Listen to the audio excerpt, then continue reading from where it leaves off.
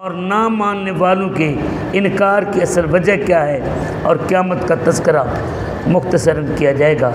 سب سے پہلے اس صورت کے اندر وارثان جنت کی صفات یا مفلحون کی صفات جو اللہ پاک نے بیان فرمائیں یا جو شرائط بیان فرمائیں وہ کون سی شرطیں ہیں، اس طرف چلتے ہیں۔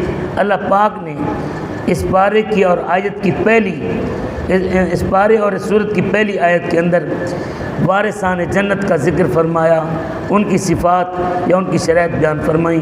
قد افلح المومنون، فلاح پا گئے مومن۔ اب اس میں پہلی شرط جو اللہ پاک نے لگا دی وہ ہے ایمان لانا۔ پھر فرمایا ہم فی صلاتہم خاشعون، اپنی نماز کے اندر وہ خشوع اور انکساری رکھتے ہیں۔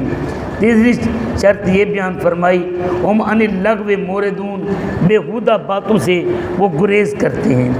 پھر اس کے بعد اللہ رب العزت نے چوتھے نمبر پر زکوٰۃ کی ادائیگی اور زکوٰۃ کے کام کے بارے میں بیان فرمایا کہ فلاح وہ لوگ پاتے ہیں جو زکوٰۃ ادا کرتے ہیں۔ اچھا یہاں میں بات اگلی پانچویں شرط بیان کرنے سے پہلے یہ آپ کے سامنے رکھنا چاہوں گا، یہ زکوٰۃ فرض ہے، زکوٰۃ فرض ہے، اور یہ ذہن میں رکھیں کہ زکوٰۃ کا منکر کافر ہے۔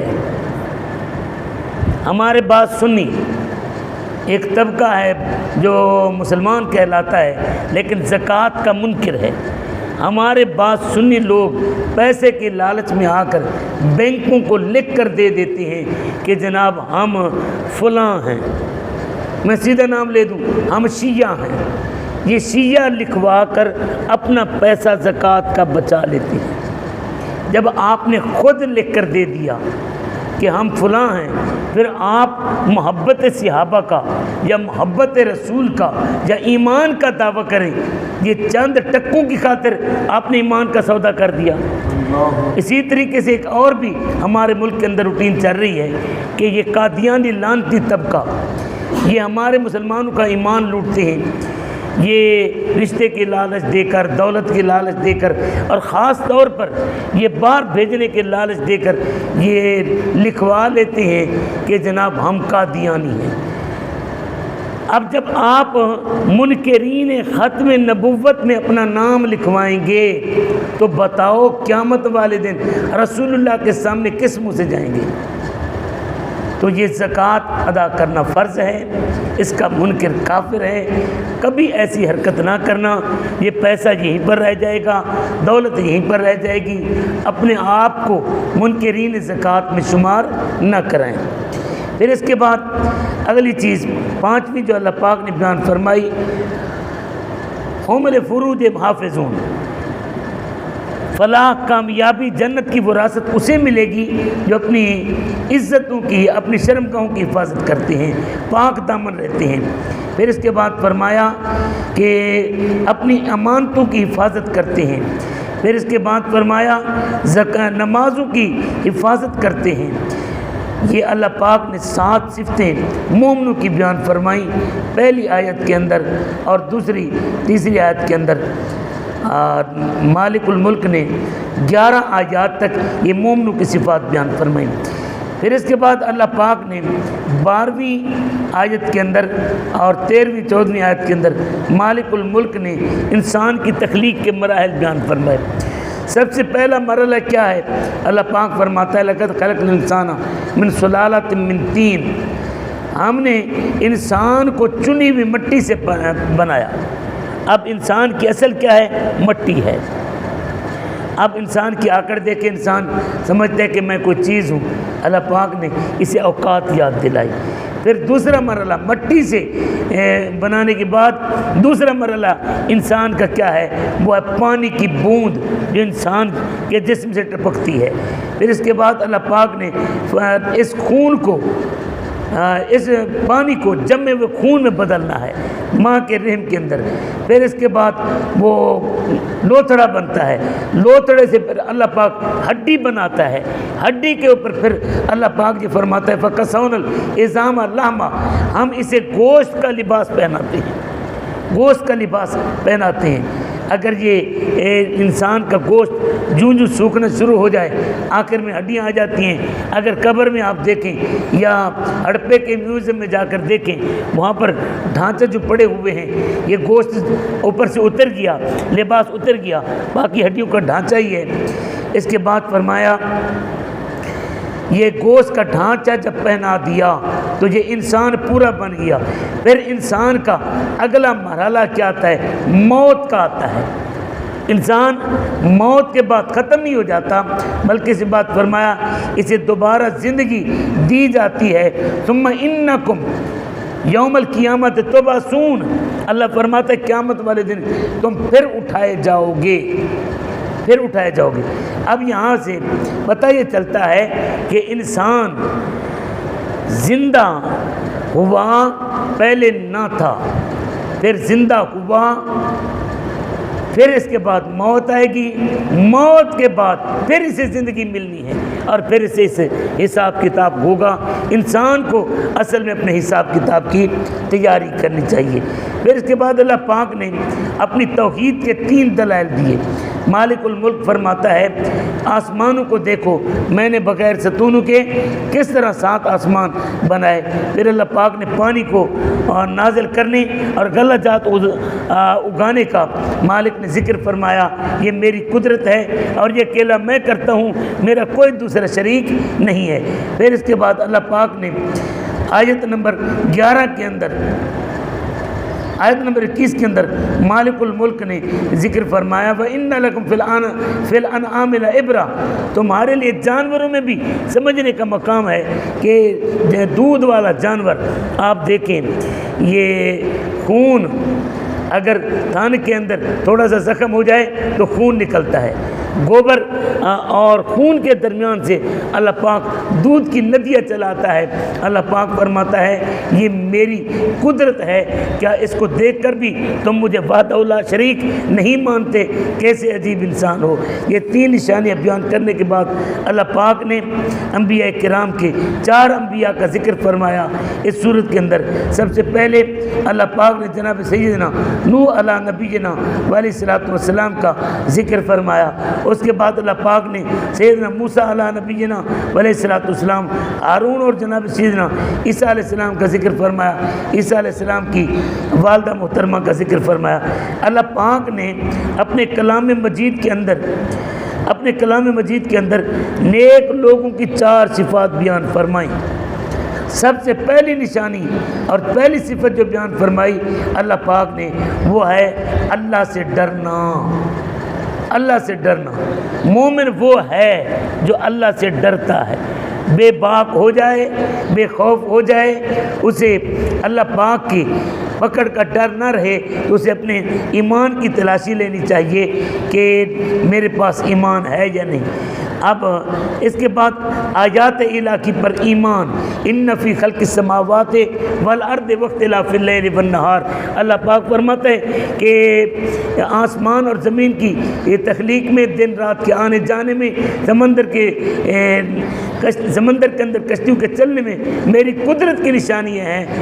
ان فی ذلک لآیات لأولی الالباب, اس میں نشانیاں عقل مندوں کے لیے. اب مومن کو کے لیے ضروری یہ ہے کہ ان کے اوپر ایمان رکھے. پھر اس کے بعد اللہ پاک نے شرک سے گریز کرنا یہ مومن کی نشانی ہے. یہ بیان فرما مومن اللہ کی ذات کے اندر, اللہ کی صفات کے اندر کسی کو شریک نہیں کر سکتا. جو شریک کرتا ہے وہ مومن نہیں, جو مومن ہے وہ شرک نہیں کرتا. نہ اللہ کی ذات جیسا کوئی ہے, نہ اللہ کی صفات جیسا کوئی ہے. اللہ پاک کی ذات جیسے نہ کوئی نبی, نہ کوئی ولی, نہ کوئی غوث, نہ کوئی چاند, نہ کوئی تارے, نہ کوئی سورج, کوئی چیز اللہ کی ذات جیسی ذات نہیں ہے. پھر اللہ کی صفات جیسی. اب ہم بھی زندہ ہیں, اللہ بھی زندہ ہے, لیکن میں واضح طور پر کہوں کہ ہماری زندگی نبی کی زندگی کے مقابلے میں کچھ بھی نہیں. لیکن نبی کی زندگی بھی ایسے نہیں ہے کہ ہم یہ کہیں جس طرح اللہ زندہ اسی طرح نبی زندہ, لہذا نبی بھی اللہ جیسے نہیں. کسی صفت میں بھی کوئی اللہ کے ساتھ مل سکتا نہیں ہے. تو یہ جو کسی کو بھی اللہ جیسا سمجھے یا کسی کی صفت کو اللہ جیسی صفت والا سمجھے تو وہ مشرک ہے۔ اس کے بعد اللہ پاک نے فرمایا کہ نیکیوں پر مومن جو ہے وہ نیکیوں پر اتراتا نہیں ہے، نیکیوں پر اتراتا نہیں ہے، بلکہ مومن کیا ہے، ہمیشہ عاجزی انکساری کرنے والا ہوتا ہے۔ یہ میرے مالک الملک نے اپنے کلام مجید میں مومن کی نشانیاں بیان فرمائیں۔ آخر میں اللہ پاک نے یہ بیان فرمایا کہ منکرین کے انکار کی وجہ کیا ہے۔ منکرین کے انکار کی وجہ یہ نہیں ہے کہ وہ نبی کریم صلی اللہ علیہ وسلم کو حق نہیں سمجھتے، بلکہ نبی کریم صلی اللہ علیہ وسلم کو حق بھی سمجھتے ہیں، نبی کریم صلی اللہ علیہ وسلم کے معجزوں کو بھی مانتے ہیں، یہ بھی مانتے ہیں کہ قرآن کریم اللہ پاک کا اتارا ہوا کتاب ہے، اور یہ بھی مانتے ہیں کہ جناب نبی کریم صلی اللہ علیہ وسلم جو کچھ کہتے ہیں وہ سچ کہتے ہیں۔ اب پھر کیوں نہیں مانتے؟ یہاں پر میں یہ کہتا چلوں، ہم اس آئینے میں اپنا چہرہ بھی دیکھیں، اس آئینے میں اپنا چہرہ بھی دیکھیں، وہ کیسے، وہ جناب نہیں مانتے۔ نہ ماننے کی وجہ کیا ہے کہ یہ قرآن ان کی خواہشات کے مطابق نہیں ہے، ان کی خواہشات کے مطابق نہیں ہے۔ اگر ابو جہل کی خواہشات کے مطابق نہ ہو، ابو جہل کافر، ابو لہب کی خواہشات کے مطابق نہ ہو، ابو جہل قرآن کی خواہش کے بجائے اپنی خواہش کے مطابق قرآن کو ڈالنا چاہے، وہ تو ہو جائے کافر۔ لیکن یہ بتاؤ ہم کتنے قرآن کے مطابق چل رہے ہیں، اور ہم کتنا قرآن کو مان رہے ہیں، اور ہم نے قرآن کے اصول و ضوابط کو، قوانین کو، دستور کو ہم نے کتنا مانا ہے۔ یہ میں کسی کو کافر نہیں کہنے جا رہا، لیکن اتنا کہنا چاہوں گا کہ وہ معزز تھے زمانے میں مسلمان ہو کر، ہم خوار ہوئے تارک قرآن ہو کر، کہ وہ مسلمان جب قرآن کو مانتے تھے تو جس وقت موسیٰ بن نذیر دریا کو کراس کرنے لگے نا، تو آپ کے لشکروں میں سے ایک لشکری سپاہی کا پیالہ دریا میں گر گیا۔ جب پیالہ دریا میں گرا، پار پہنچے دریا کے، دریائے دجلہ کے پار جب پہنچے تو آپ نے پوچھا اپنے لشکریوں سے، کیا کسی کی کوئی چیز تو نہیں گری؟ ایک سپاہی نے کہا حضور میرا پیالہ لکڑی کا تھا یا مٹی کا تھا، وہ گر گیا ہے اور وہ پانی میں ڈوب گیا ہے۔ پیچھے مڑ کر اس سپہ سالار نے پیچھے مڑ کر دریا کو حکم کیا، او دریا میرے سپاہی کا، میرے مصطفیٰ کے سپاہی کا پیالہ واپس کر دے، نہیں تو قیامت تک بہنے نہیں دوں گا۔ اب یہاں پر پانی تو جب ہمارے ملک میں آتا ہے، ہمارے ملک میں آتا ہے دبائیں پھیر کر رکھ دیتا ہے۔ میرے ملک کے جنرل کو تو یہ توفیق نہیں ہے دریا کو مخاطب ہو کر کہے، میرے ملک کے وزیر اعظم یا صدر کو تو یہ جرت نہیں ہے دریا کو کہہ دے کہ رستہ بدل جائے، نہ بلکہ ان کے گھروں کو بھی ڈوب جاتا ہے، ملک پورا تباہ کر جاتا ہے۔ لیکن میرے نبی کے غلام نے دریا کو مخاطب ہو کر جب کہا تو یہاں تاریخ اٹھا کر دیکھیں، دریا موج میں آیا، نہ فقط پیالہ بلکہ اپنے پیٹ میں رکھنے والی مچھلیاں، گھونگے اور جو کچھ بھی اس کے پیٹ میں تھا اٹھا کر باہر مارا۔ تو یہ کیا تھا کہ محمد سے وفا تو نے تو ہم تیرے ہیں، یہ جہاں چیز ہے کیا لوح و قلم تیرے ہیں، ہم نے تجھ سے پھرے زمانہ پھرا آئی کمی وقار میں۔ ہمیں آج بھی، میں رات بیٹھا سن رہا تھا، میرے ملک کا جنرل کہتا ہے کہ جناب امریکہ کو ہم نے ناراض کر لیا، روٹی کہاں سے کھائیں گے، روٹی کہاں سے کھائیں گے۔ افسوس کہ ہمیں اے طائر لاکھوتی، اس رزق سے موت اچھی جس رزق سے آتی ہو پرواز میں کوتاہی۔ حضرات اس وقار اس کے بعد اللہ پاک نے قیامت کا ذکر فرمایا۔ قیامت میں اللہ پاک نے ہمارے اعمال کا حساب لینا ہے، اور مالک الملک نے اس میں بیان فرمایا کہ جس بندے کے اعمال کا پلڑا بھاری ہوگا وہ جنت میں جائے گا، جس کے اعمال کا پلڑا ہلکا ہوگا وہ جہنم میں جائے گا۔ لیکن یہاں آج ہمارے ترازو کا معاملہ الگ ہے، قیامت کے دن ترازو کا معاملہ الگ ہے۔ یہاں ہمارے ترازو کا پلڑا بھاری ہوتا ہے تو نیچے جاتا ہے، اور ہلکا پلڑا اوپر کو جاتا ہے، لیکن قیامت والے دن جو مالک نے ترازو لگانا ہے، جب اس کا پلڑا بھاری ہوگا تو اوپر کو جائے گا، جب ہلکا ہوگا تو نیچے کو آئے گا۔ بہرحال اللہ پاک نے قیامت والے دن ہمارے اعمال کو تولنا ہے، آپ کے عقیدے کو تولنا ہے، آپ کی سوچ اور فکر اور ایمان کو تولنا ہے، آپ کی باتوں کو تولنا ہے۔ یہ کیسے تولے گا؟ یہ مالک الملک کی قدرت ہے، اس نے ہمارے نمازوں کو بھی تولنا ہے، ہمارے روزوں کو بھی تولنا ہے، ہمارے حج اور زکوٰۃ کو، ہماری گفتگو کو بھی تولنا ہے۔ اللہ پاک ہمیں قیامت والے دن کی ہولناکیوں سے محفوظ فرمائے۔ اس کے بعد اللہ رب العزت نے سورہ نور کے اندر 2 موضوع بیان فرمائے۔ سب سے پہلے اللہ پاک نے 16 احکام بیان فرمائے اور اس کے بعد 2 مثالیں بیان فرمائیں۔ سب سے پہلے جو 16 احکام ہیں وہ ذرا سن لیجئے۔ اللہ پاک نے جو 16 احکام بیان فرمائے سورہ نور کے اندر، اللہ پاک نے سب سے پہلے بدکار مرد اور بدکار عورت کی سزا بیان فرمائی۔ بدکار مرد اور عورت کی سزا، کوارا زانی مرد، کواری زانی عورت، ان کی سزا 100 کوڑے ہے۔ 100 کوڑے ان کی سزا ہے۔ اور اللہ پاک نے یہاں یہ بھی فرمایا کہ جب ان کو 100 کوڑے مارو تو ان کی سزا دینے کے وقت ایک جماعت موقع پر موجود ہو۔ اور یہ بھی فرمایا کہ تمہارے یہ رشتہ دار اگرچہ کیوں نہ ہو، بیٹا کیوں نہ ہو، بیٹی کیوں نہ ہو، تمہارے اپنے عزیز کیوں نہ ہو، لیکن اللہ کی یہ حد نافذ کرتے ہوئے تمہیں کسی قسم کی نرمی نہیں آنی چاہیے۔ اور یہ بھی ذہن میں رکھیں، یہ کنوارے مرد عورت کے لیے 100 کوڑے، اگر شادی شدہ مرد ہو یا عورت اگر وہ بدکاری کرے تو ان کی سزا رجم کرنا، سنگسار کرنا ہے۔ سنگسار کرنے کا مطلب یہ ہے کہ انہیں آپ نے گاڑ دینا زمین کے اندر اور پتھر مارتے رہنا جب تک وہ مر نہ جائیں۔ ہمیں یہ اس گناہ کا احساس ہی نہیں ہے، یہ کتنا بڑا گناہ ہے۔ بہرحال یہ پہلی سزا اللہ پاک نے زانی کی بیان فرمائی۔ اس کے بعد یہ فرمایا کہ بدکار مرد اور عورت کے ساتھ نکاح کرنے میں مسلمان کو دلچسپی نہیں لینی چاہیے۔ ہمارے ہاں میں تو بڑے دکھ سے کہوں گا، میرے نوجوان کے کالج جاتے نوجوان کی ہاتھ میں فائل کس کی ہوتی ہے؟ اور میرے ملک کے اندر ہیرو کے طور پر کس کو پیش کیا جاتا ہے؟ کنجروں کو ہیرو کے طور پر پیش کیا جاتا ہے۔ میرے اسلام کے یا میری قوم کے یا میری تہذیب کے یا میری ثقافت کے یہ ہیرو نہیں ہے کنجر۔ میری تہذیب کا ہیرو کون ہے؟ میری تہذیب کا ہیرو خالد بن ولید ہے، میری تہذیب کا ہیرو سلطان ٹیپو ہے، میری تہذیب کا ہیرو علامہ اقبال ہے، میری قوم کا ہیرو وہ خالد بن ولید طارق بن زیاد ہے، میری قوم کا ہیرو وہ قائد اعظم محمد علی جناح ہے، میری قوم کا ہیرو وہ علامہ شاہ احمد نورانی ہے۔ میری قوم کا ہیرو کون ہے؟ میری قوم کا ہیرو وہ ہے جو میرے مصطفیٰ کا وفادار ہے، جو میرے نبی کا وفادار ہے۔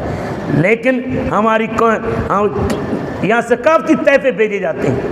ثقافتی طائفہ کہاں جا رہا ہے جی؟ کنجریاں ملک کی اکٹھی کی۔ یار اتنے بے غیرت قوم کو تم نے سمجھا؟ ثقافتی طائفہ باہر بھیجا جاتا ہے، یہاں کی کنجریاں غیر ملکوں کو بھیجی جاتی ہیں اور یہاں سے جناب سفیر، لڑکیاں سفیر بنا کر بھیجی جاتی ہیں۔ مجھے یاد ہے ایک ہمارے ملک کی سفیر تھی، امریکہ کے صدر کے ساتھ ہاتھ میں ہاتھ ڈال کر ایک وقت تھا وہ ڈانس کرتی رہی۔ کیا یہ میرے ملک کی نمائندہ ہیں؟ کیا یہ میرے قوم کی ثقافت ہے؟ کیا یہ میرے ملک کی غیرت ہے؟ اسی کو غیرت کہا جاتا ہے؟ نہ خوف خدا نہ شرم نبی، یہ بھی نہیں، خوف خدا شرم نبی یہ بھی نہیں، وہ بھی نہیں۔ ہم کدھر جا رہے ہیں؟ آئیے ذرا سنیے۔ اس کے بعد اللہ پاک نے تیسرے نمبر پر جو حکم بیان فرمایا، حد قذف۔ حد قذف اس کو کہتے ہیں اگر کسی بے گناہ عورت یا مرد پر الزام لگا دیا جائے تو اس کی سزا، بدکاری کا الزام لگا دیا جائے، بہتان لگا دیا جائے تو اس کی سزا 80 کوڑے اور پھر اس کی گواہی زندگی بھر قبول نہیں۔ اور ہمارے ہاں کیا کہا جاتا ہے، اپنے بیٹے کو بھی کہہ دیتے اوے حرامی، استاد شاگرد کو کہہ دیتا ہے، دوست کو کہہ دیتا ہے۔ یہ اصل میں قذف ہے، یہ بہتان ہے۔ اگر شریعت نافذ ہوتی تو یہ حرامی کہنے والے کو جب 80 کوڑے پڑتے تو پتہ چلتا۔ کسی کی بہن کے اوپر الزام لگا دیا، کسی کی بیٹی پر الزام لگا دیا، بہن بیٹی کو ایسی گالی دے دی، بدکارہ، ایسی ویسی جیسی، ہمیں پتہ ہی نہیں اس کا گناہ کیا ہے۔ یہ تو قیامت والے دن جب جائیں گے تو پتہ چلے گا۔ اس کے بعد حضرت سیدہ عائشہ صدیقہ رضی اللہ تعالی عنہ کے اوپر جو بہتان لگایا، اللہ پاک نے سیدہ کائنات سیدہ ام المومنین ام عائشہ صدیقہ رضی اللہ تعالی عنہ کی پاک دامنی میں 10 آیات اتاری، 10 آیات اتاری۔ تو یارو میں یہاں پر اتنا کہنا چاہتا ہوں، میرے نبی کریم صلی اللہ علیہ وسلم کے پاس میرے نبی کی شہزادی رضی اللہ تعالی عنہ آئیں، اما عائشہ صدیقہ کے بارے میں آ کر کوئی شکوے شکایت کرنے لگی، تو میرے نبی نے فرمایا بی بی بس کر، عائشہ کے بارے میں باتیں کر کے مجھے تکلیف نہ دیا کر۔ نبی کا جگر گوشہ ہو، سیدہ کے بارے میں بات کرے تو نبی کو تکلیف ہوتی ہے۔ اور ایک عام لوفر لچر، پتہ نہیں جن کے باپ کا بھی پتہ نہیں ہوتا، وہ جناب نبی کی گھر والی پر الزام لگائے تو بتاؤ نبی کو کتنا تکلیف ہوتی ہوگی۔ آپ کی بیوی کے بارے میں کوئی الزام لگائے، آپ اس سے رشتہ داری نہیں کرتے، اس سے تعلقات نہیں رکھتے، لیکن نبی کی گھر والی کے بارے میں بکواس کرتے رہیں اور آپ کا کاروبار بھی چلے، آپ کا رشتہ بھی چلے، آپ کی دوستی بھی چلے، نبی کو کے سامنے کس منہ سے جاؤ گے؟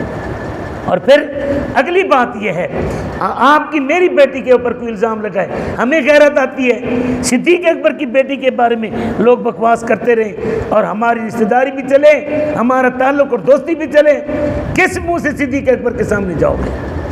حضرات اسی وقار یہ رب کی غیرت ہے۔ پوری 10 آیات سیدہ عائشہ صدیقہ مومنوں کی اماں، ہر مومن کی اماں کی شان میں اللہ پاک نے اتاری۔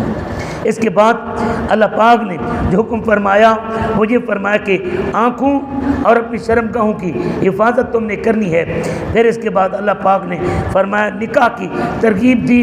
مالک الملک نے ارشاد فرمایا وَأَنكِحُوا الْأَيَامَ، جتنے بھی غیر شادی شدہ مرد ہیں یا عورتیں ہیں، ایام ایم ان کی جمع ہے، اس میں یہ بیوہ بھی آ جاتی ہے، کنواری بیوہ عورت بھی آ جاتی ہے، کنواری عورت بھی آ جاتی ہے، اور طلاق شدہ عورت بھی، اسی طرح کنوارا مرد بھی، طلاق جس نے بیوی کو دے دی وہ مرد بھی، اور جس کی بیوی فوت ہوگی وہ بھی، سارے اس میں آ جاتے ہیں۔ اللہ پاک فرماتا ہے گناہ سے بچنے کا ایک طریقہ یہ ہے کہ جو تمہارے غیر شادی شدہ بغیر بیوی بغیر خاوند کے ہیں ان کی شادی کر دو، اللہ پاک گناہ کا دروازہ بند کر دے گا۔ اور پھر یہاں پر ہمارے ہاں اللہ پاک نے یہ بھی فرمایا کہ تم شادی کرو، اللہ پاک کیا کرے گا؟ یغنیہم اللہ، جن کی شادی جب کرو گے اللہ تمہیں غنی کر دے گا، مال رزق دے دے گا۔ جناب سیدنا صدیق اکبر فرماتے ہیں میں حیران ہوں کہ لوگ بغیر نکاح بغیر شادی کے امیر ہونا چاہتے ہیں، لیکن ہمارے یہاں رواج کیا ہے، ہم یہ سوچتے ہیں کہ منڈا کام کرے گا، منڈا کسی کام لگے گا تو پھر شادی کریں گے، لیکن میرے اسلام کا یہ مزاج نہیں ہے۔ میرے اسلام کیا کہتا ہے؟ التمس الرزق بالنکاح، التمس الرزق بالنکاح، کہ نکاح کر کے اللہ سے رزق مانگو، نکاح کر کے رزق تلاش کرو۔ اور ایک بات یہاں میں بھی یہ بھی کرنا چاہتا ہوں کہ عورتوں کو تانا دیا جاتا ہے، عورتوں کو تانا دیا جاتا ہے کہ جب سے تو گھر میں آئی ہے ہمارے رزق کے دروازے بند ہو گئے۔ میرے نبی کریم صلی اللہ علیہ وسلم کی حدیث پاک سنیے، میرے کریم نبی صلی اللہ علیہ وسلم ارشاد فرماتے ہیں شادی کرو عورت رزق لے کر آئے گی، شادی کرو عورت کیا لے کر آئے گی؟ رزق لے کر آئے گی، تم بھی پلو گے تمہارا ٹبر بھی پلے گا۔ حضرات اسی وقار اس کے بعد اللہ پاک نے غلاموں کے آزاد کرنے کا حکم فرمایا، اور باندیوں کو یہ نبی کریم صلی اللہ علیہ وسلم کے دور میں عبداللہ بن ابی بن سلول ایک بدکار منافق تھا، یہ بے غیرت قسم کے لوگ ہوتے ہیں، اس کی جو لونڈیاں نکرانیاں تھیں ان کو مجبور کرتا تھا جاؤ بدکاری کر کے پیسہ کما کر لاؤ۔ اللہ پاک نے اس کی مخالفت میں فرمایا کہ یہ بدکاری کرنے کی کرانے کی والے یہ دونوں بدکار. اب یہاں پر میرے نبی کریم صلی اللہ علیہ وآلہ وسلم نے اس بدکاری کی بہت مذمت فرمائی. اللہ پاک کا قرآن یہ کہتا ہے کہ جب یہ بیویاں یہ گناہوں سے بچنا چاہتی ہیں تو تم انہیں مجبور کس لیے کرتے ہو. حضرات اس وقار اب یہاں ایک اور بات بھی میں کرتا چلوں. ہمارے اس دور کے اندر بھی بعض باپ ہیں جو بے غیرت ہیں, بعض خاوند ہیں جو بے غیرت ہیں, بعض بھائی ہیں جو بے غیرت ہیں, بعض بیٹے ہیں جو بے غیرت ہیں. اپنی وقت ان کو نشے کے اندر لگے ہوتے ہیں, جوئے میں لگے ہوتے ہیں, بدکاری میں لگے ہوتے ہیں. انہیں اس بات کا احساس نہیں کہ میری ماں کہاں سے پیسہ لاتی ہے, میری بیوی, میری بہن, میری بیٹی کہاں سے پیسہ لاتی ہے. وہ فقط پیسے کی خاطر عورتوں کو گھر سے نکال دیتے ہیں یہ اللہ, اور مجبور کرتے ہیں بھی عورتوں سے پیسہ مانگتے ہیں, عورتوں سے پیسہ مانگتے ہیں. وہ بھی اسی زمرے میں عبداللہ بن ابی بن سلول منافق کے مذمت کے زمرے میں آتے ہیں. اور یہاں یہ بتاتا چلوں, بزرگ فرماتے ایک عورت 4 مردوں کو جہنم لے کر جائے گی, 4 مردوں کو. وہ باپ ہے جو اپنی بیٹی کو گناہ سے نہیں روکتا, وہ بھائی ہے جو بہن کو گناہ سے نہیں روکتا, وہ خاوند ہے جو بیوی کو گناہ سے نہیں روکتا, وہ بیٹا ہے جوان بیٹا جو ماں کو گناہ سے نہیں روکتا. ان کو قیامت والے دن عورت اپنے ساتھ جہنم میں لے کر جائے گی. عرض کرے گی مولا میرے باپ نے مجھے گناہ سے نہیں روکا, میرے بھائی نے مجھے گناہ سے نہیں روکا, میرے بیٹے نے مجھے گناہ سے نہیں روکا, میرے خاوند نے مجھے گناہ سے نہیں روکا, ان کو بھی میرے ساتھ جہنم بھیج. یہ عورت ان کو بھی ساتھ جہنم میں لے کر جائے گی. اس کے بعد حضرات اس وقار اللہ پاک نے فرمایا کہ جب تم گھروں میں جاؤ تو دوسروں کے گھروں میں جب تم نے جانا ہے تو اجازت لے کر جانا ہے, اجازت لے کر. یہ جی میرے دوست کا گھر ہے, یہ میرے پتریر, میرے چچا زاد, میرے ماموں زاد, یہ میرے ملویر, میرے مسیر کا گھر ہے, ایسے منہ اٹھا کر چلے جاتے ہیں. اللہ پاک نے فرمایا ایسے نہ کرو. جب بھی کسی کے گھر جانا ہے استیزان, اجازت لے کر, اذن لے کر جانا ہے اور دروازہ بجا کر جانا ہے. اگر اجازت ملے اندر جاؤ ورنہ واپس چلے جاؤ, تمہارے لیے بہتری اسی میں ہے. پھر یہ بھی فرمایا کہ دروازہ بجاتے ہوئے دروازے کے سامنے نہیں کھڑے ہونا بلکہ سائڈ پر کھڑے ہونا ہے. اور یہ بھی فرمایا کہ دروازے سے جھانکنا بھی نہیں ہے. ایک بندہ میرے نبی کے کاشان اقدس پر حاضر ہوا, کھڑکی سے جھانک کر دیکھا, دروازہ بجایا, اجازت نہ ملی, واپس چلا گیا. نبی کریم صلی اللہ علیہ وسلم ملاقات ہوئی, میرے نبی کو کہتا ہے یا رسول اللہ میں آیا تھا آپ سے ملاقات نہ ہو سکی. میرے نبی نے فرمایا کب فلاں دن آپ سرما ڈال رہے تھے. میرے نبی نے فرمایا کہ میں سرما ڈال رہا تھا, تجھے کیسے پتہ چلا؟ یا رسول اللہ آپ کے دروازے کے تاک کے اندر سوراخ تھا, میں نے اس سے جھانک کر دیکھا. میرے نبی نے فرمایا اگر مجھے پتہ ہوتا تو جھانک رہا ہے میں تیری آنکھ اسی سلائی کے ساتھ پھوڑ دیتا. تو دروازہ بجاتے ہوئے دروازے کے سامنے نہیں کھڑے ہونا بلکہ سائڈ پر کھڑے ہونا ہے. پھر اس کے بعد اللہ پاک نے فرمایا کہ بچے اور غلام گھروں میں جا سکتے ہیں, لیکن بچے جب جوان ہو جائیں تو وہ بھی اجازت لے کر گھر میں جائیں. اور بوڑھی عورت جو شادی کے قابل نہ رہے اور اتنی بوڑھی ہو جائے کہ وہ بالکل ہی معذوری کی حد تک پہنچ جائے تو اس کے اوپر پردہ لازم نہیں ہے. اس کے بعد یہ فرمایا کہ اپنے گھروں میں بھی جاؤ تو سلام کر کے جاؤ. پھر اس کے بعد یہ فرمایا کہ اگر مجلس ہے, مجلس کے اندر بیٹھے ہیں تو اس مجلس سے اٹھتے ہوئے بھی اجازت لے کر جایا کریں. اللہ کے رسول صلی اللہ علیہ وسلم کو آخر میں 16واں نمبر یہ بیان فرمایا, آیت نمبر 63 سورہ نور کے اندر یہ بیان فرمایا کہ نبی کو اس طرح نہ پکارو جس طرح تم ایک دوسرے کو پکارتے ہو, او شاہ جی, او سرور, او چودھری, او فلانے, نہیں, ادب کے لفظوں کے ساتھ یا رسول اللہ صلی اللہ علیہ وسلم, صلی اللہ, یا حبیب اللہ, یا نبی اللہ, یا رحمت للعالمین, یوں کہہ کر پکارو ادب کے لفظوں کے ساتھ. جس طرح ایک دوسرے کو پکارتے اس طرح نہ پکارا کرو. پھر اس کے بعد اللہ پاک نے سورہ فرقان کے اندر 4 موضوع بیان فرمائے۔ سب سے پہلا موضوع اللہ پاک نے سورہ فرقان کے اندر توحید کا بیان فرمایا۔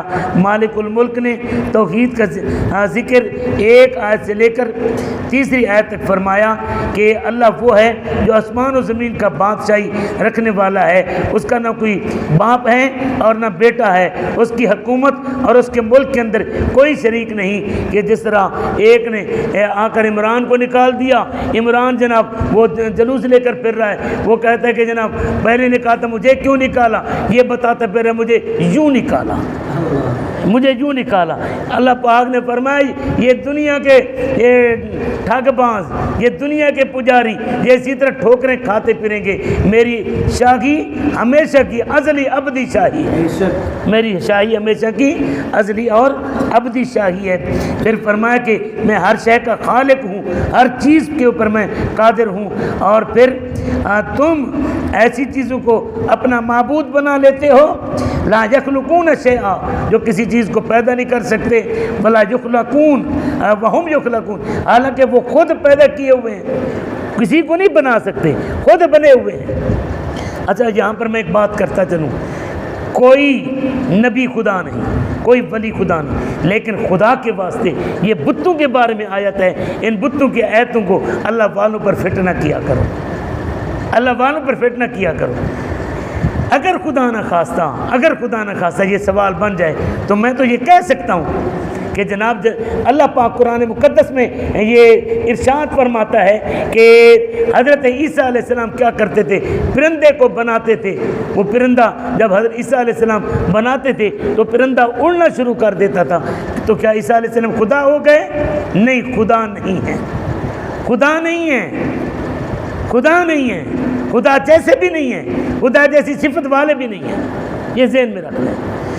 لیکن خدا کے واسطے اولیاء پر، انبیاء پر یہ بتوں والی آیات کو فٹ نہ کیا کرو۔ اس کے بعد اللہ رب العزت نے اپنے کلام مجید کے اندر قرآن پاک کی حقانیت کا ذکر فرمایا۔ آیت نمبر 4 سے لے کر آیت نمبر 6 کے اندر نبی کریم صلی اللہ علیہ وسلم کے اوپر جب قرآن اترا تو کہنے لگے لو جی، کسی نے کہا کہ جناب ان کا اپنا گھڑا ہوا ہے، کسی نے کہا پچھلوں کی کہانی ہے۔ اللہ پاک نے چیلنج دیا، اگر کوئی ہے تم اپنے جیسا سمجھتی ہو تو پھر قرآن پاک جیسا کوئی کتاب لے کر آؤ۔ پھر اس کے بعد اللہ پاک نے اپنے نبی پاک صلی اللہ علیہ وسلم کی رسالت کا ذکر فرمایا۔ نبی کریم صلی اللہ علیہ وآلہ وسلم کی رسالت کا ذکر اللہ پاک نے آیت نمبر 7 سے ذکر فرمایا کہ یہ کافر یہ کہتے ہیں یہ کیسے رسول ہو سکتا ہے، یہ جناب ہمارے جیسا بشر ہے، ہم بھی کھاتے ہیں یہ بھی کھاتے ہیں، ہم سوتے ہیں یہ بھی سوتے ہیں، ہمارے بچے ان کے بھی بچے، لہذا یہ کیسے رسول ہو سکتا ہے۔ اللہ پاک نے اپنے کلام مجید برہان رشید کی آیت نمبر 20 کے اندر فرمایا کہ جن کو یہ یہودی نبی مانتے ہیں، حضرت موسیٰ علیہ السلام، عزیر علیہ السلام کو یہ نبی مانتے ہیں، کیا عزیر علیہ السلام نہیں کھاتے تھے؟ قرآن مقدس میں آتا ہے وہ دراز گوشت کے اوپر سوار ہو کر ایک بستی کے پاس سے گزرے، اپنا کھانا درخت کے ساتھ ٹنگا، کھانا کھاتے تو تھے تو ان کے ساتھ یہ جناب تھا، پھر وہ بھی بشر ہی تھے، موسیٰ علیہ السلام کھاتے بھی تھے پیتے بھی تھے، ان کی شادیاں بھی تھیں۔ اگر بشر ہونا یہ نبوت میں رکاوٹ ہے پھر انہیں کیسے نبی مانتے ہو؟ یہ یہودیوں کی ایک الٹی چال تھی۔ بہرحال اس کے بعد اللہ رب العزت نے قیامت کا ذکر فرمایا اپنے کلام مجید برہان رشید کے اندر، اور ہمیں یہ سبق دیا کہ دیکھو قیامت والے دن تم سے یہ سوال کیا جائے گا، اور قیامت کے دن کی تیاری کرنے کا اللہ پاک نے ہمیں حکم فرمایا ہے کہ قیامت کی تیاری کرو۔ اس دن اللہ پاک کی بادشاہت اور اللہ پاک کی عدالت لگے گی، اس عدالت کے سامنے حاضری کی ہم نے تیاری کرنی ہے۔ اللہ پاک